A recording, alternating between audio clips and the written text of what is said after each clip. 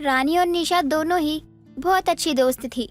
निशा एक अमीर घर की लड़की थी तो रानी बहुत ही गरीब घर की।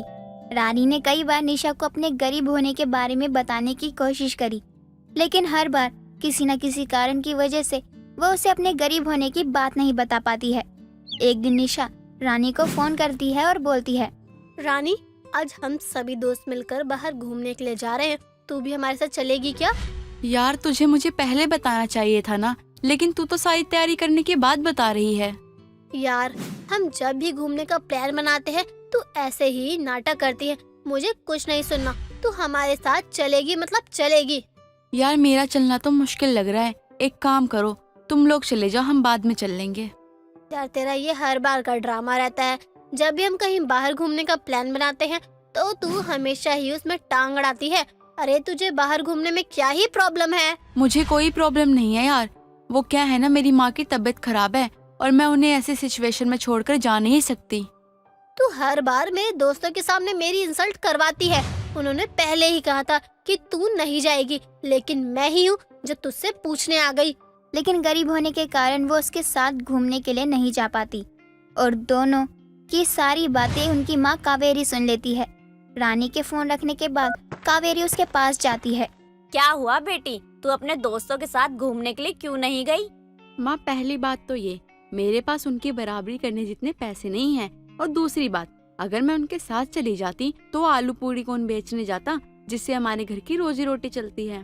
तू अपनी जगह बिल्कुल सही है बेटी, लेकिन तेरी दोस्त भी तो सही है ना। वह कितने दिन से तुझे बाहर ले जाने के लिए बोल रही है, लेकिन तू जा नहीं पाती। उसको भी तो बुरा लगता होगा ना। एक दिन तेरी जगह मैं आलू पूरी बेचने के लिए चली जाऊंगी। कौन सी हमारी फुटपाथ की आलू पूरी खाने के लिए इतनी भीड़ लग जाती है जो मैं अकेले संभाल नहीं पाऊंगी। माँ निराश क्यों हो ना, अगर नहीं लग रहा है तो लग जाएगा। वो कहते हैं ना, सब्र का फल हमेशा मीठा होता है। हमें अपने कर्म करने चाहिए, फल की चिंता नहीं करनी चाहिए। बहुत बड़ी हो गई है ना तू, जो अपनी माँ को सिखा रही है। तुझे इस घर में पैदा होकर क्या ही सुख मिला? मुझे आपकी जैसी माँ मिली, मुझे और क्या ही चाहिए। बाकी सब कुछ मैं देख लूंगी, आप मुझे अभी जाने दो, मैं आपसे शाम में बात करती हूँ। रानी इतना कहकर अपनी आलू पूरी का स्टॉल लेकर निकल जाती है और फुटपाथ के कोने में लगाकर खड़ी हो जाती है। गिने चुने लोग उसके स्टॉल पर आकर आलू पूरी खा रहे होते हैं। तभी निशा अपनी गाड़ी से बैठकर वहां से गुजर रही होती है। तभी अचानक से उसकी नज़र फुटपाथ पर जाती है, जहां वो रानी को आलू पूरी बेचते हुए देखकर हैरान हो जाती है और उसके पास जाती है। ओहो, तो ये वजह है मेरे साथ घूमने ना जाने की। तुम इतनी ज्यादा गरीब हो, मुझे नहीं पता था। आज तक तुम्हें कभी भी अपनी गरीबी के बारे में कुछ बताया क्यों नहीं? निशा तू यहाँ कैसे? तू साइड में रुक, मैं अभी तुझसे बात करती हूँ। मुझे तुझसे कोई बात नहीं करनी है। तूने मुझसे इतनी बड़ी बात छुपाई कि तू एक गरीब लड़की है जो कि फुटपाथ पर आलू पूरी बेचती है। निशा तू मुझसे गुस्सा क्यों हो रही है?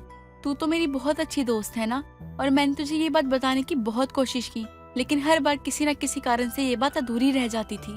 एक बात को छुपाने के लिए तू और कितने झूठ बोलेगी? अरे मुझे पता है कि तूने जानबूझकर ये बात मुझे नहीं बताई होगी कि तू एक फुटपाथ पर आलू पूरी बेचने वाली है, क्योंकि अगर तू ये मुझे पहले ही बता देती तो मैं तुझे अपने आसपास भी नहीं भटकने देती। तुझसे दोस्ती करना तो दूर की बात, तुझसे बात तक नहीं करती मैं। इसका मतलब जो मैं सोच रही थी वो बिल्कुल सही था। तेरी मेरी दोस्ती बस हैसियत के हिसाब से थी, दिल से नहीं। तुझे ये लगता था कि मैं तेरी तरह अमीर हूँ, तभी तू मुझे अपना दोस्त मानती थी, और जब तुझे पता लगा कि मैं गरीब हूँ तो मुझे एक झटके में ही भूल गई। ये थी तेरी दोस्ती। हाँ, तूने बिल्कुल सही समझा, क्योंकि दोस्ती अपने बराबर के लोगों से की जाती है, ना कि अपने से गरीब लोगों से। तेरे और मेरे स्टैंडर्ड में जमीन आसमान का फर्क है। आज से तेरी और मेरी दोस्ती खत्म। जब मेरे दोस्तों को पता लगेगा कि मेरी दोस्त एक फुटपाथ पर आलू पूरी बेचने वाली है, तो वो लोग मेरा बहुत मजाक उड़ाएंगे कि मेरी दोस्त एक फुटपाथ पर आलू पूरी बेचने वाली है। अच्छा हुआ तूने समय रहते ही मुझे अपनी असलियत दिखा दी। तू चिंता मत कर, तूने बेशक मुझसे दोस्ती हैसियत देख के की थी, लेकिन मैंने तुझसे दोस्ती दिल से करी है, और मैं लाइफ में तुझे कभी नहीं भूल सकती।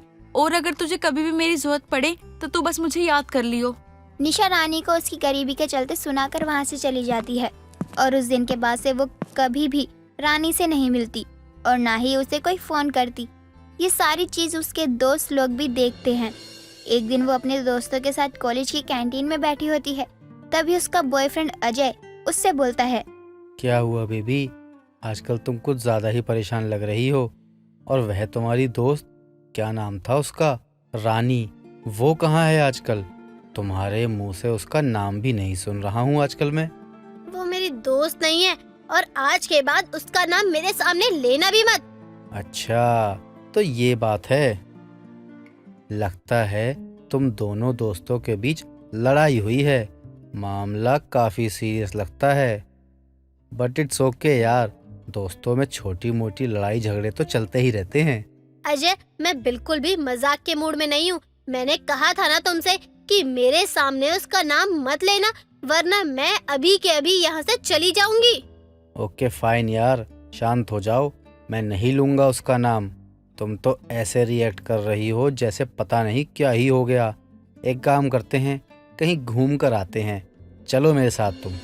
अजय निशा का मूड ठीक करने के लिए अपने साथ गाड़ी में बिठाकर कहीं बाहर लेकर जाता है। तभी अचानक से रेड लाइट हो जाती है और उसकी नज़र फुटपाथ पर जाती है जहां बहुत भीड़ लगी होती है। वो भीड़ देखकर अजय निशा से बोलता है। निशा, निशा, उस फुटपाथ की तरफ देखो, वहाँ लोगों की कितनी भीड़ लगी हुई है। हमें एक बार चलकर देखना चाहिए, कहीं कोई एक्सीडेंट तो नहीं हो गया है वहाँ पर। हे भगवान, इसी फुटपाथ पर रानी अपने आलू पूरी का स्टॉल लगाती है।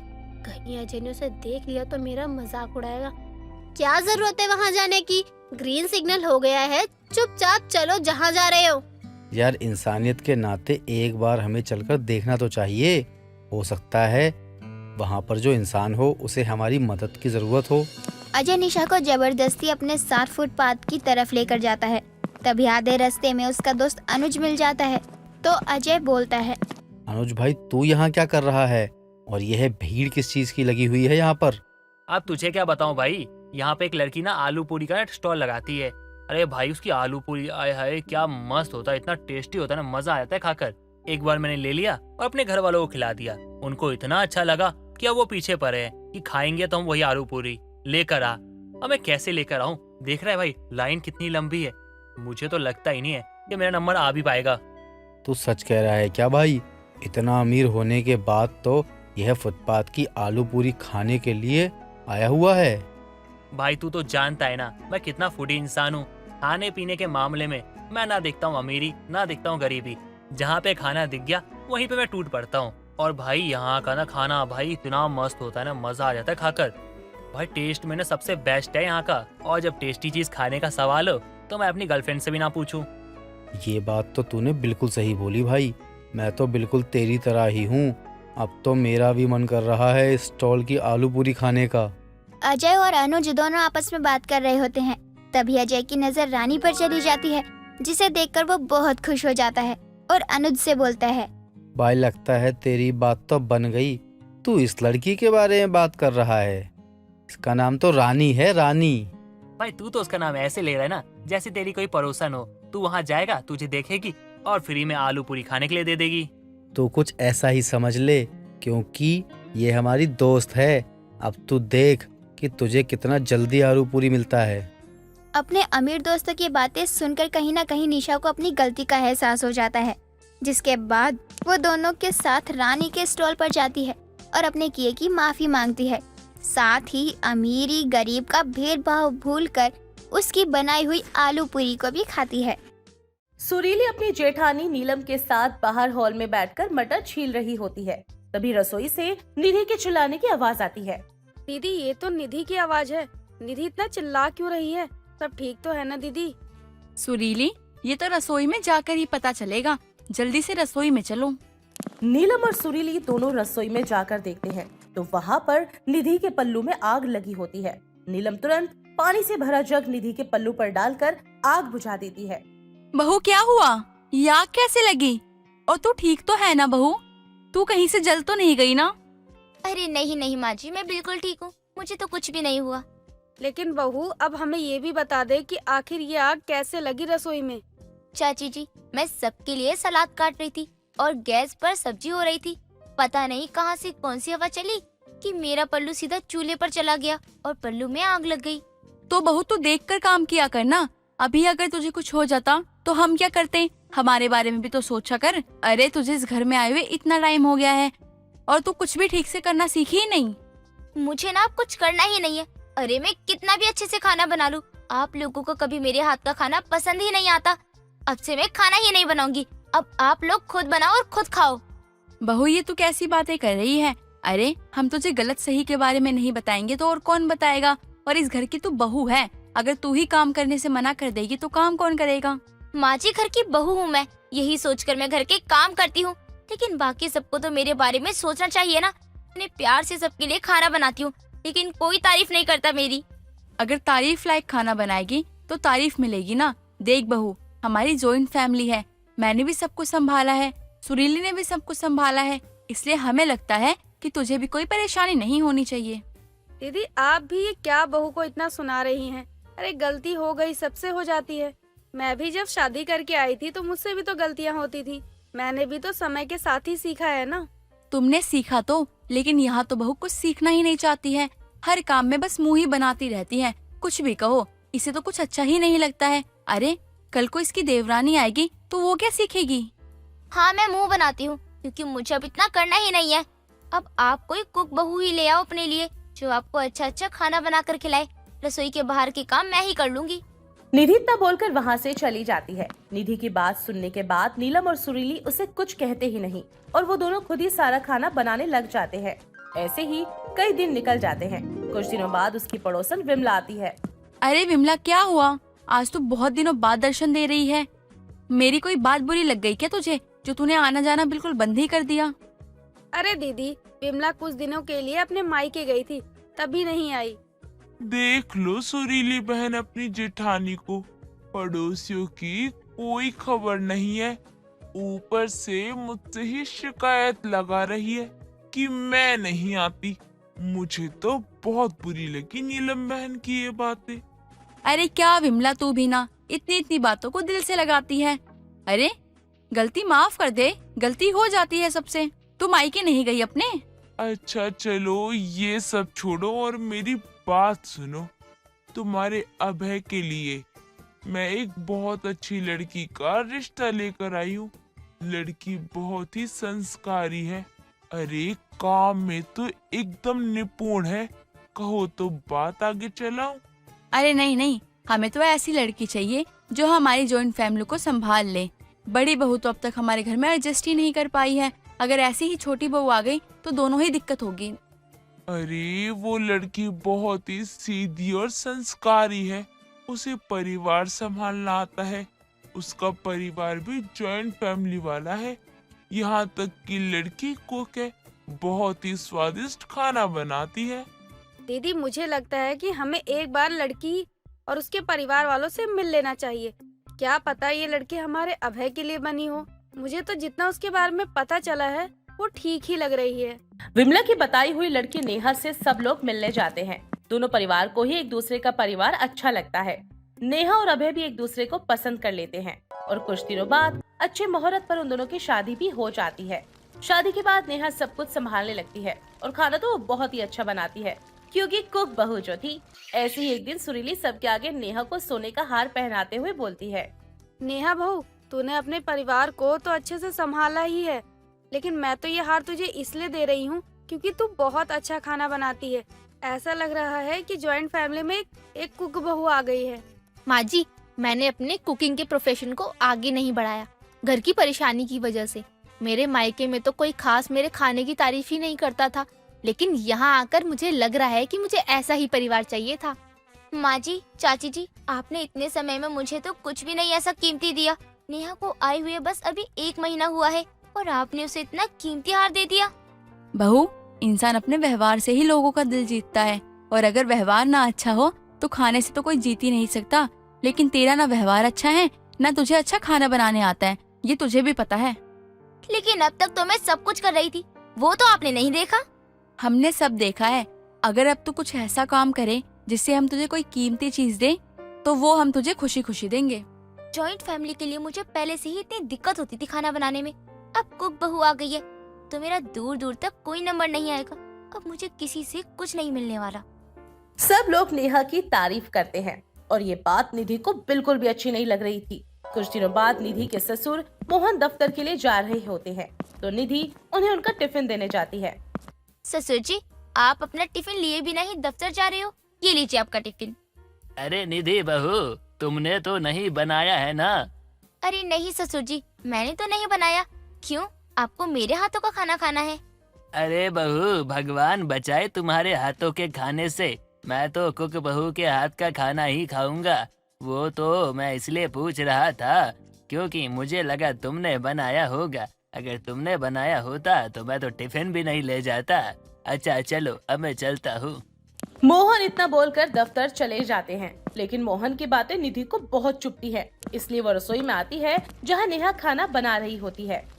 जब से तुम इस घर में आई हो ना, हर कोई बस तुम्हारी ही तारीफ करता रहता है। हर कोई तो मुझे भूल ही गया है जैसे। मुझे तो कभी कभी ऐसा लगता है कि मैं इस घर की बहू ही नहीं हूँ। क्या हुआ दीदी, आप इतने गुस्से में क्यों हो? चुप हो जाओ तुम, ये सब तुम्हारी वजह से हो रहा है। अगर तुम कुक नहीं होती और ऐसे ही कुछ भी साधारण सा खाना बनाती तो मुझे इतना कुछ सुनना नहीं पड़ता। सब तुम्हारी वजह से ही हुआ है। निधि काफी ज्यादा परेशान थी, इसलिए अब नेहा बुरा खाना बनाना शुरू कर देती है और निधि को अच्छा खाना बनाना सिखाने भी लग गई थी। ऐसे ही कई दिन निकल जाते हैं। कुछ दिनों बाद निधि सबको खाना परोसती है, जो कि सबको अच्छा लगता है। तुरंत नीलम अपने कमरे में चली जाती है और सोने का हार लाकर निधि को पहनाती है। बहू, कुक बहू ने तो दिखा दिया कि उसे ज्यादा कुछ तो नहीं आता, लेकिन जितना भी आता है उसने दिखा दिया कि उसके हाथों में कितना स्वाद है। हाँ बहू, तूने सच में बहुत अच्छा खाना बनाया है। कुक बहू से भी अच्छा खाना है ये। आप सबको मेरा बनाया हुआ खाना पसंद आया, लेकिन ये सब बस नेहा की वजह से हुआ है। नेहा अपना खाना खुद ही बेकार बनाती है और मुझे अच्छा खाना बनाना सिखा रही थी। नेहा, मुझे माफ कर दो, मैंने तुम्हारे साथ बहुत गलत बर्ताव किया। जॉइंट फैमिली की कुक बहू ने सबको अच्छा खाना बनाना सिखा दिया था। रजनी रात के 2 बजे रसोई में खाना बना रही होती है, तभी उसका पति अजय रसोई में पानी लेने के लिए आता है और उसे खाना बनाते हुए देखकर बोलता है, रजनी, तुम्हारी दिमागी हालत खराब है क्या? अगर है तो बता दो मुझे, डॉक्टर के पास लेके चलता हूँ। अभी हमारी शादी को ज्यादा समय भी नहीं हुआ है। आप रात के 2 बजे क्या बकवास कर रहे हैं? आप इतनी रात को रसोई में क्या कर रहे हैं?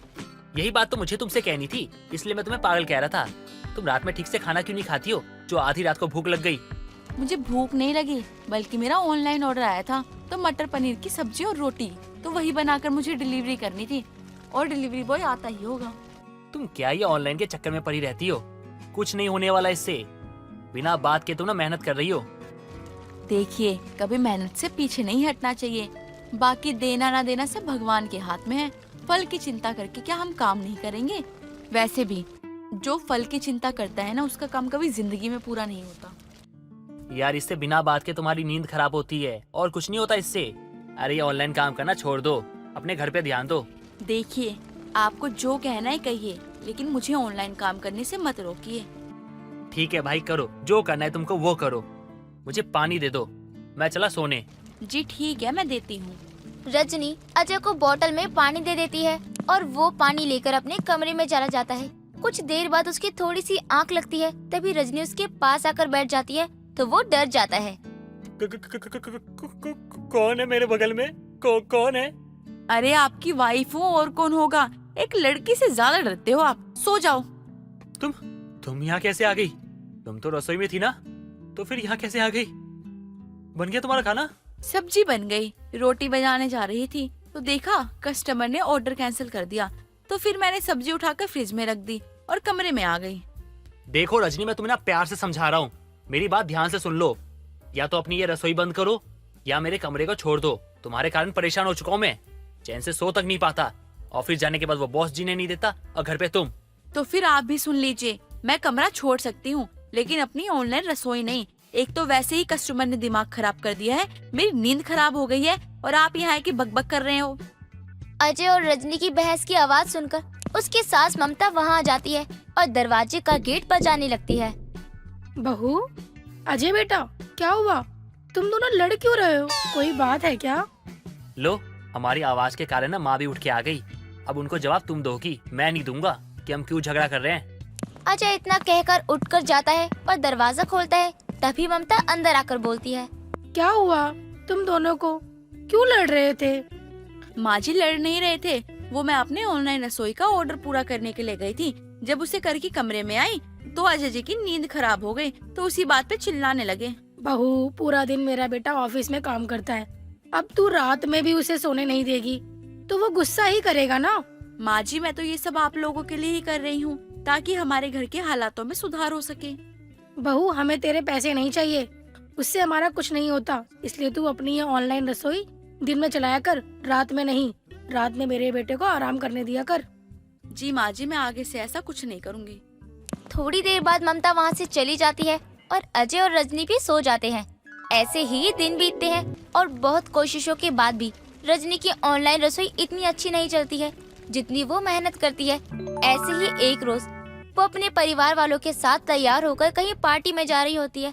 तभी उसके पास एक बड़ा सा ऑर्डर आता है जिसे देखकर तो वो बहुत खुश हो जाती है। तभी अजय कमरे में आता है और बोलता है, रजनी जल्दी करो यार, बहुत देर हो चुकी है, सब पार्टी में पहुंच चुके हैं हमें छोड़कर। मैं वो अगर मैंने इन्हें बोल दिया ना कि मुझे अपनी ऑनलाइन रसोई के लिए ऑर्डर पूरा करना है तो ये फिर से गुस्सा हो जाएंगे। अरे आप बोलो भी, ये वो मैं क्या बोल के चुप हो गई, जल्दी बोलो, पनवेल निकलना है। वो मेरी तबीयत बहुत खराब हो गई है, मेरे पेट में बहुत दर्द हो रहा है अचानक से। ऐसा क्या हो गया तुम्हें? तुम तो अभी ठीक थी, फिर अचानक से क्या हो गया? चलो ना यार, मजाक मत करो। नहीं, मैं नहीं जा सकती हूँ, वो गर्ल्स वाली प्रॉब्लम हो गई है। आप तो जानते हैं ना कि मेरे पेट और कमर में कितना दर्द होता है, मुझसे खड़ा ही नहीं हुआ जाएगा और बिना बात के आपकी पार्टी भी खराब हो जाएगी। यार इसको भी अभी आना था, अब मैं अकेले बोर हो जाऊंगा पार्टी में। सॉरी, बट ये बताकर तो नहीं आता ना जो मुझे पहले से ही पता होगा। कोई बात नहीं, तुम आराम करो, अब मैं चलता हूँ। माँ तो पड़ोस वाली आंटी के साथ जा चुकी है। जी ठीक है, जाइए, पर आराम से जाइएगा। कुछ देर बाद अजय वहाँ से चला जाता है। जैसे ही अजय घर से बाहर जाता है तभी रजनी जल्दी से रसोई में जाती है और अपना खाना बनाने लगती है। तभी अजय वापस आ जाता है और रजनी को रसोई में खड़ा देखकर वह समझ जाता है और बोलता है, अच्छा तो ये है तुम्हारे पेट दर्द का सच। तुम्हारे पेट में दर्द नहीं था, तुम्हें ऑर्डर पूरा करना था। यार तुम अब इसके लिए झूठ बोलने लग गई। देखिए मेरी बात तो सुनिए। बस मुझे कुछ नहीं सुनना है। आज मैं तुम्हें एक बात समझा रहा हूँ, तुम्हारे लिए ऑनलाइन रसोई के सिवा कुछ और जरूरी नहीं है ना, तो मैं भी देखता हूँ तुम अपने ऑनलाइन के काम से कौन सा तीर मारती हो। अजय वहाँ से गुस्से में चला जाता है, लेकिन रजनी भी अपने पति के गुस्से को अनदेखा करके अपना ऑर्डर पूरा करने में लग जाती है और थोड़ी देर बाद वो अपना सारा ऑर्डर पूरा करके डिलीवरी बॉय को दे देती है। जिसके बाद वो अकेले अपने कमरे में जाकर बैठ जाती है। काफी देर तक उसको नींद नहीं आती। तभी वो अपनी दोस्त गीता को फोन करती है। मैंने तुझे फोन करके परेशान तो नहीं किया ना? तू ये कैसी बात कर रही है यार, तू मेरी दोस्त है, तू कभी भी कॉल कर सकती है और इसमें परेशानी वाली क्या बात है? और आज तूने कॉल वैसे कैसे किया? कुछ नहीं, बस तुझसे मिलने का मन कर रहा था तो वही सोच रही थी कि तू अगर ऑफिस से निकली हो तो मुझे फोन कर लियो ताकि मैं तुझसे मिल लूं।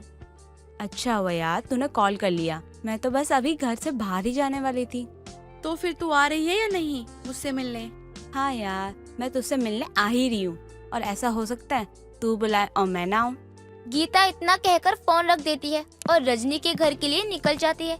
कुछ देर बाद गीता रजनी के घर पहुंचती है और चाय नाश्ता करके रजनी से बोलती है, बता क्या हुआ, तू कुछ परेशान सी लगी है यार। यार मैं थोड़ी अपनी ऑनलाइन रसोई से परेशान हूँ।